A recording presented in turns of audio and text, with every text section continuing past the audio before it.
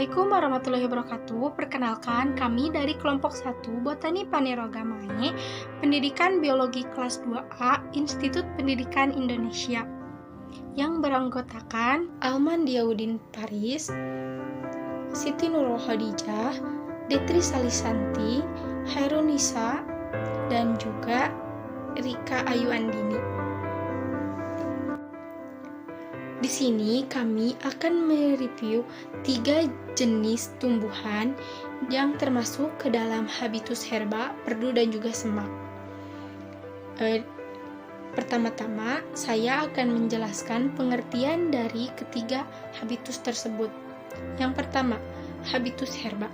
Habitus herba merupakan tumbuhan pendek atau kecil yang mempunyai batang yang basah karena mengandung banyak air dan tidak mempunyai kayu. Selanjutnya ada habitus perdu. Habitus perdu merupakan tumbuhan berkayu yang memiliki beberapa batang bercabang dari dekat akarnya.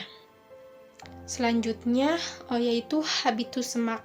Habitus semak merupakan tumbuhan berumpun dengan batang yang pendek dan merayap. Tanaman kopi arabica memiliki klasifikasi sebagai berikut. Kingdom Plantae, superdivisi Spermatophyta, divisi Magnoliophyta, kelas Magnoliopsida, subkelas Asteridae, ordo Rubiales, famili Rubiaceae, genus Coffea, spesies Coffea arabica. Tanaman kopi arabica merupakan jenis kopi tertua yang dikenal dan dibudidaya oleh dunia dengan berbagai varietasnya. Tanaman kopi arabica menempati iklim subtropis dengan bulan-bulan kering untuk pembungaannya. Di Indonesia, tanaman kopi arabica sangat cocok dikembangkan pada daerah-daerah dengan ketinggian 800 hingga 1.500 meter dari permukaan laut, serta pada suhu 15 hingga 24 derajat Celcius. Jika berada pada suhu 25 derajat Celcius, maka kemampuan fotosintesisnya akan menurun dan akan langsung mempengaruhi terhadap hasil panen pada tanaman kopi arabica. Mengingat masih sedikitnya jenis kopi arabica yang tahan akan penyakit karat daun, maka tidak dianjurkan untuk menanam tanaman kopi arabica di daerah dengan ketinggian kurang dari 800 meter dari permukaan laut. Tanaman kopi arabica memiliki morfologi yang terdiri dari akar, batang, daun, bunga, dan buah. Akar pada tanaman kopi arabica merupakan akar tunggang yang lurus ke bawah, pendek, dan kuat, dengan panjang kurang lebih 45 hingga 50 cm. Selain itu, terdapat pula akar cabang samping yang masuk ke dalam tanah lebih dalam lagi, yang disebut dengan akar lebar. Nah, di dalam akar lebar terdapat rambut-rambut akar, kemudian bulu-bulu akar, dan tudung akar. Nah, tudung akar itu berfungsi untuk melindungi akar pada saat menghisap zat hara dari dalam tanah. Akar pada tanaman kopi arabica dikatakan tidak dalam karena 90% dari berat akar tersebut terdapat pada lapisan tanah 0 hingga 30 cm. Batang tanaman kopi arabica memiliki habitus perdu, lebih gelombang bulat dengan percabangan tingginya. Pada tanaman kopi terdapat beberapa jenis cabang, di antaranya cabang reproduksi, cabang primer, cabang sekunder, cabang kipas, cabang kecut, cabang balik, dan cabang air.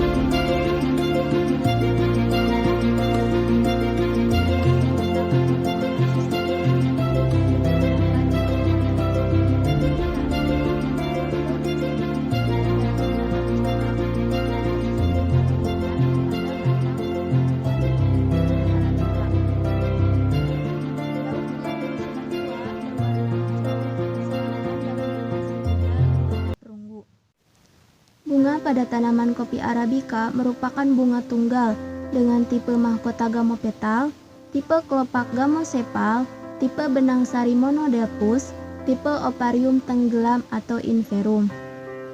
Bunga kopi arabica terbentuk pada ketiak-ketiak daun dari cabang-cabang plagiotrop.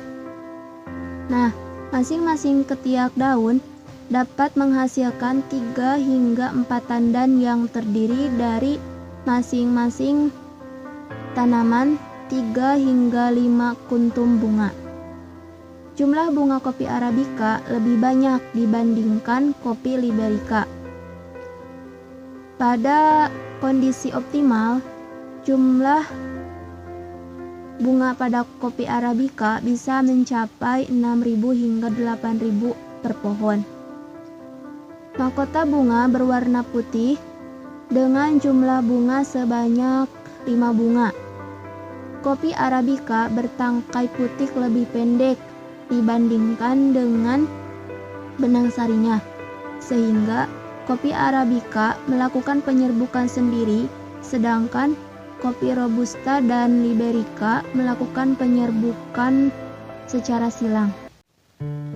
Tipe buah dari kopi arabica adalah buah baka yang terdiri dari daging buah dan biji. Daging buah kopi arabica terdiri dari 3 lapisan, yaitu lapisan kulit luar atau exokap, lapisan daging mesokap, dan lapisan tanduk atau endokap, yaitu lapisan yang tipis tetapi keras. Kopi arabica umumnya mengandung 2 buah biji, tetapi ada juga yang mengandung 1 biji bahkan tidak berbiji.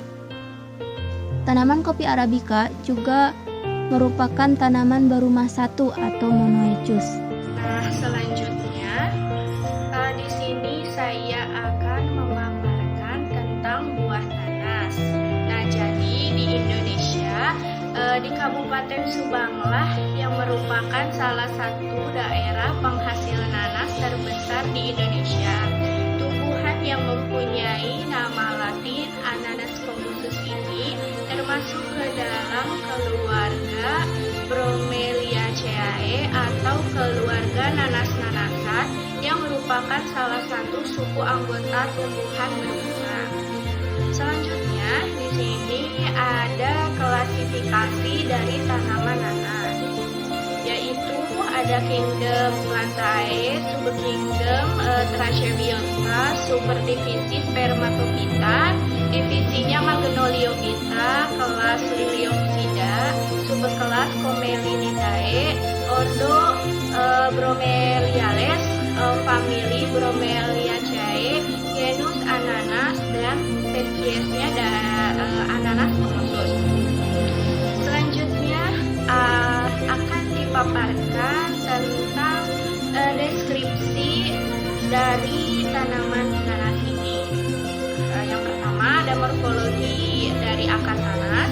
Jadi, akar nanas itu terdiri dari akar tanah dan akar samping.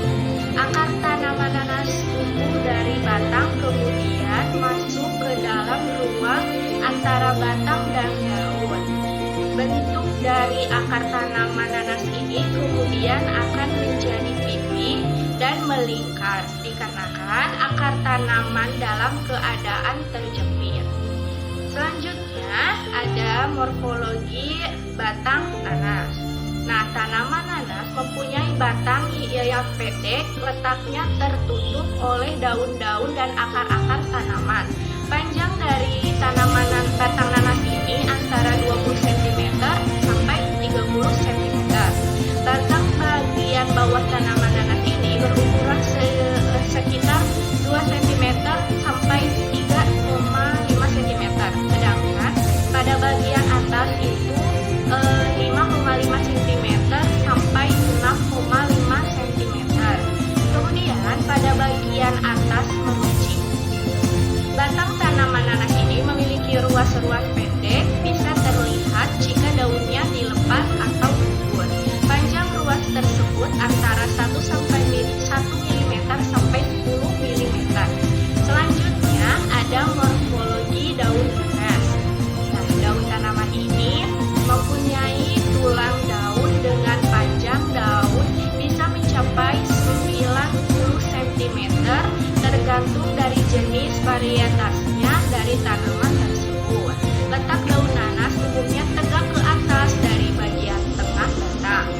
ujung daunnya memanjang dan meruncing hingga pada ujungnya. Warna daunnya itu berwarna hijau tua, merah tua bergaris, atau kemerahan tergantung dari jenis varietas yang ditanamnya.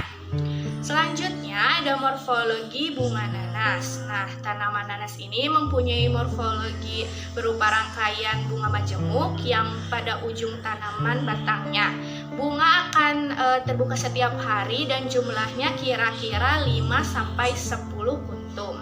Pertumbuhan bunga ini dimulai dari bagian bawah menuju bagian atas dan memakan waktu antara 10-20 hari. Warna bunga nanas berwarna merah. Selanjutnya ada morfologi buah nanas.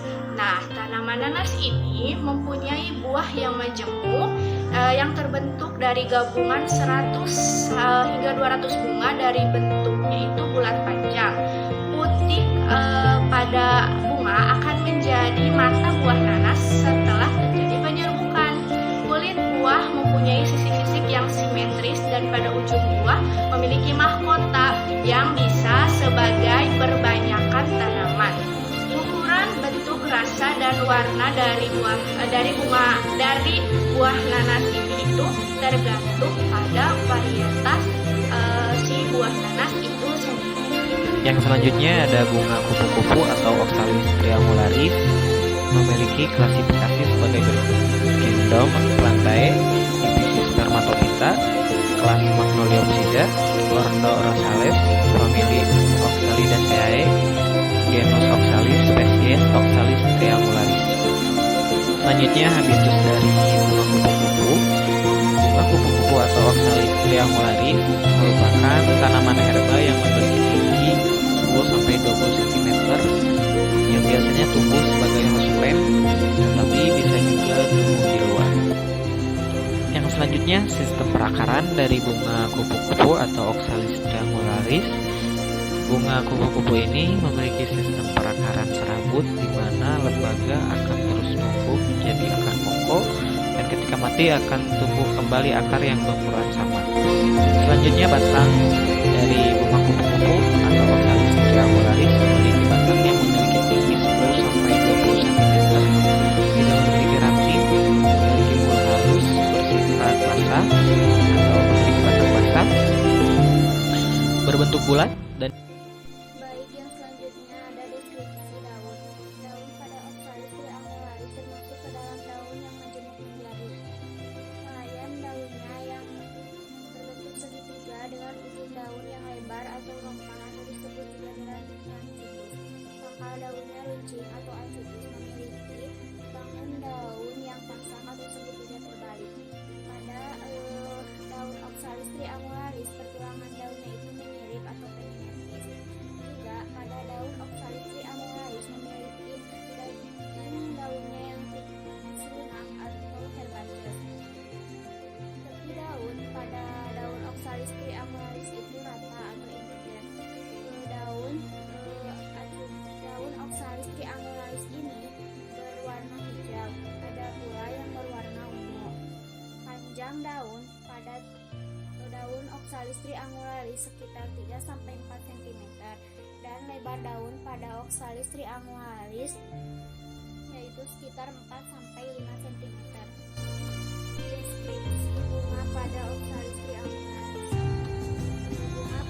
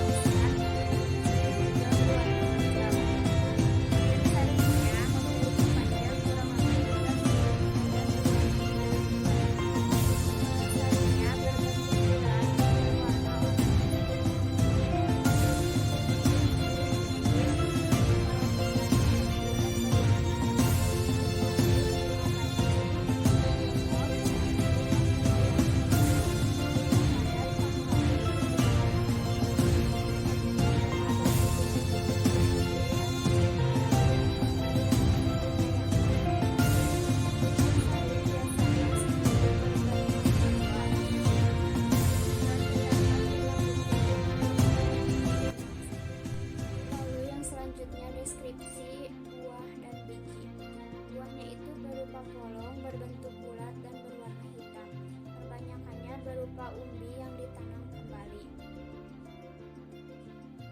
Bentuk umbi pada tanaman Oxalis triangularis ini berupa umbi lapis atau bulbus squamous yang tersusun seperti genting.